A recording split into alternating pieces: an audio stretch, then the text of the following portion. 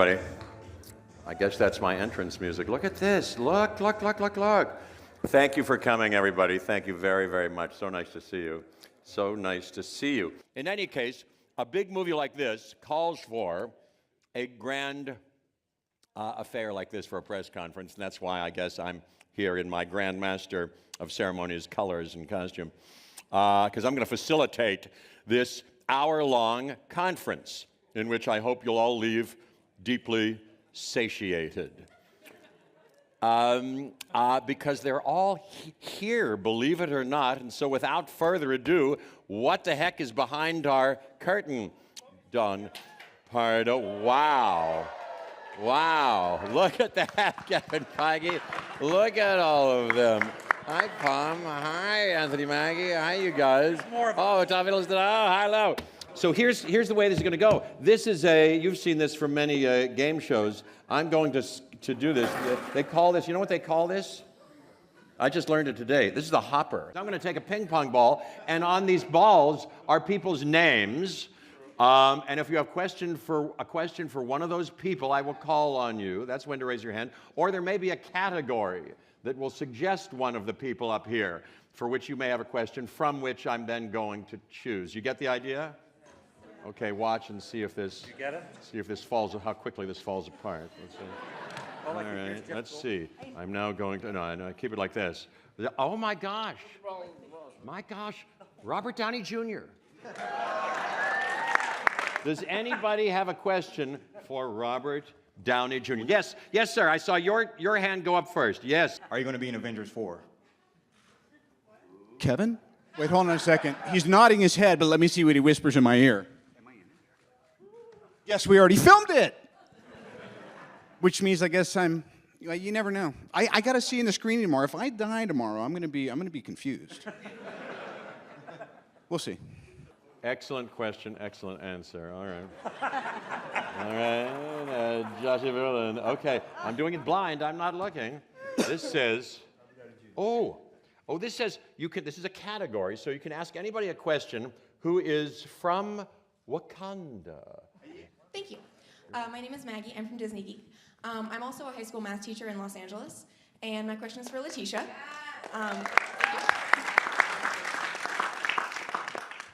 Hello. So I use a lot of Marvel content in my lessons to keep my students engaged, and I was wondering how you see your role as a really powerful and fun woman on screen in math and science as inspiring kids and teens to pursue STEM fields. Wow, I think you kind of covered it. It's something that's super new to me, to play this character and to have a character who's just interested in all of these amazing subject matters. I wish I had a Shuri on TV or in the movies that I could see when I was growing up, and I would have stayed in my maths classes a little bit longer. But I'm really happy that the film and this character, Shuri, has allowed young kids to feel like learning is cool, and that they can contribute to the world with, science and maths and technology and engineering, and also young women as well, getting pulled into that whole movement of feeling like it's not just a thing for the guys, it's also for the young women, to young men, young women, old women, anyone to just get into and contribute positively. So to have that, and for you to use it in your classroom, and for many other people to use it too, I'm super grateful, and I just hope it continues. And yeah, it's positive and it's good, and it's a good thing. So thank you. Very beautiful question, very beautiful answer. Don Cheadle. Don Cheadle. Hi, Mark Hughes with Forbes, and I'm wondering on, in terms of each character's arc being served in Infinity War, your character obviously had somewhat of a tragic arc the last time we saw in Civil War. Can you talk about... Thanks, Vision.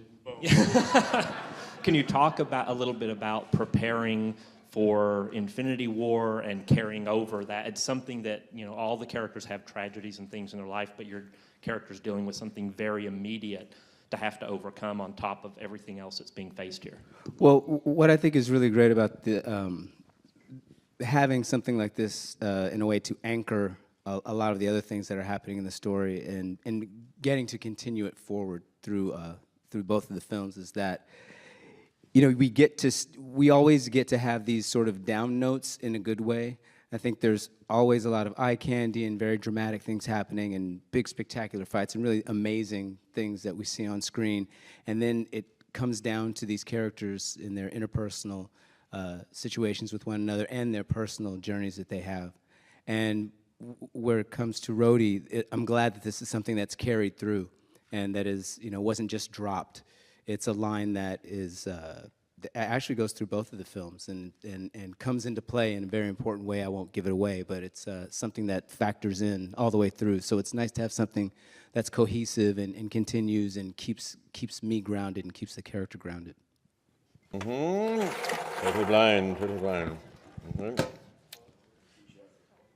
Hey, so you can ask a question. If you have a question for somebody who wears a cape. I have a question for Chris Hemsworth, because I'm a big Thor fan. What scene did you find most challenging to film for this movie, and why? Was it because of the people in it? Was it because of the director? Or was it, just anything like that? It's all very difficult because of the directors and the people in it, this whole film. It's an awful experience. So myself, Jeff, and Tom are going back to our own movies from now on. The most difficult. The first day was what you've seen on the trailers. It was Thor meeting the Guardians, and it felt like kind of first day at school for me, because they all knew each other, and I didn't, so I was a new kid, and they'd all been shooting, and I hadn't, and I had some weird sort of nervous butterflies floating around my body, and but it was, but I squeezed them out of me, Chris Pratt gave me a big hug, and all the butterflies flew to my ears, and. We had this whole film for me was I felt like a fan and meeting a lot of these people and the characters that I'd watched on screen and admired, and so to be on screen with them as Thor but as Chris also was pretty damn exciting.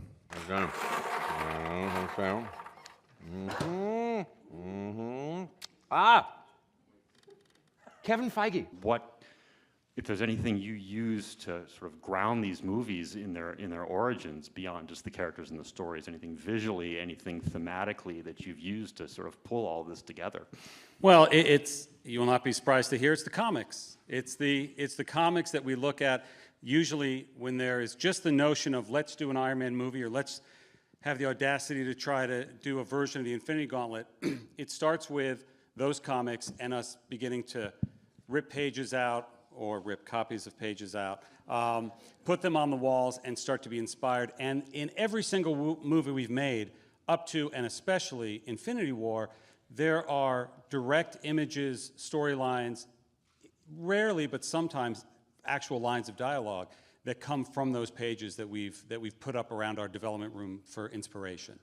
And with Infinity War in particular, when there were so many characters and so many threads of storylines from so many movies that we could have pulled from or could have used as inspiration, and we did.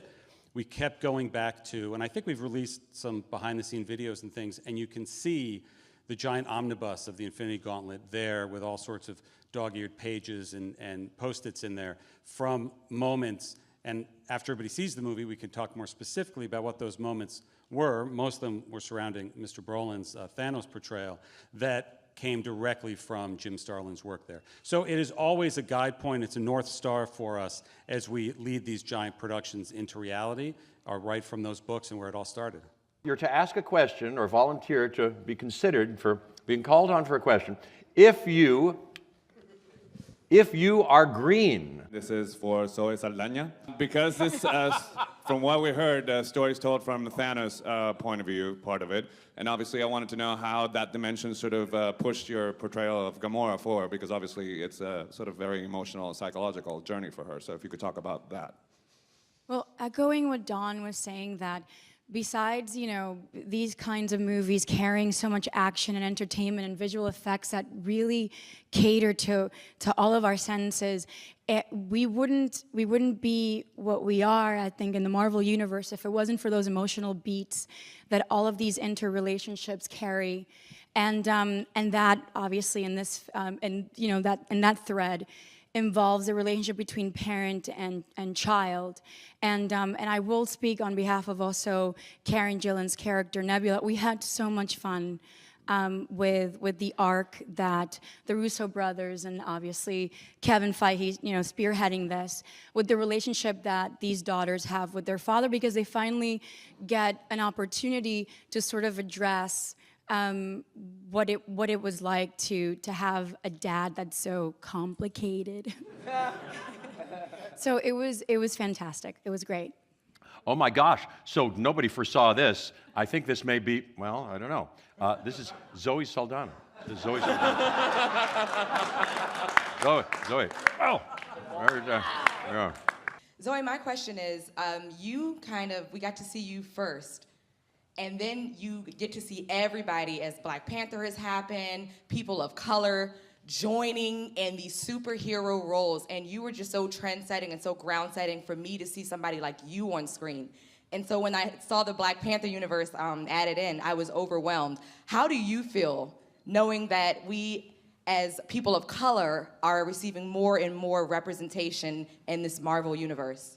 I'm happy. I'm super happy to be an American right now, to be in the entertainment industry, to be considered a public figure, and to also be given the opportunities by leaders such as our studio heads when they take on the task of broadening the narrative for our stories. It's plain and simple. I think that as actors, regardless of our race and our gender, we just want to be given an equal opportunity to be able to be chameleons and continue growing and connect with our audiences. So when directors and writers and producers understand that change needs to come from within, and as public figures, we have the responsibility to take the lead in broadening that narrative, it just makes someone like me, who would be nothing but a positive recipient, super happy, because I know what that means for our future generations. I have 3 sons, and nothing is making me happier. I keep saying happy, but it's true, to know that they are going to inherit an influx of like storytelling through media that represents them and makes them feel seen and heard, and that their lives and their heritage matters, but only through their merits. Yeah. So that I'm just really happy about that. Benedict Cumberbatch.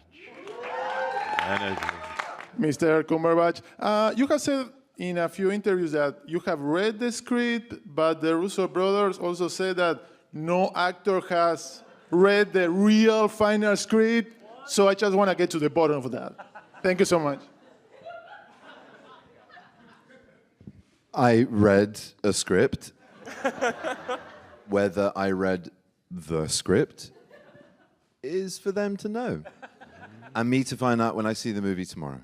But whatever script you read, it's never the film, is it? So it always changes, and these guys plus it every day, sometimes after the day, sometimes we'll be probably replussing this in December, even after the film is out. They never stop at this wheelhouse. It's a busy place to work. And so whatever I read is not necessarily what you're going to see. So I could tell you stuff about it, but it wouldn't make any difference. I knew it. I don't know how I knew it. Chadwick Boseman. I knew it. Hi, Chadwick. I know we have to wait a long time for Black Panther 2, but how much of Avengers Infinity War is at least Black Panther 1.5?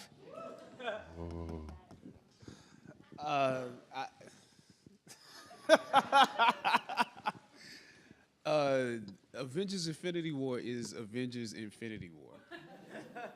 It's not Black Panther 1.5 or Black Panther 2 or anything like that. I think we have a strong presence within the movie, and it was great to have some of these people, I'm not gonna say who exactly, in Wakanda. But it is its own movie, and it was great to go from what we did and with Black Panther, and bring some of that into Avengers. It was a relief, actually, but it's its own thing. Anthony Russo. Anthony Russo. My question is, will we see Agent Coulson come back for the Avengers? All these unanswerable questions.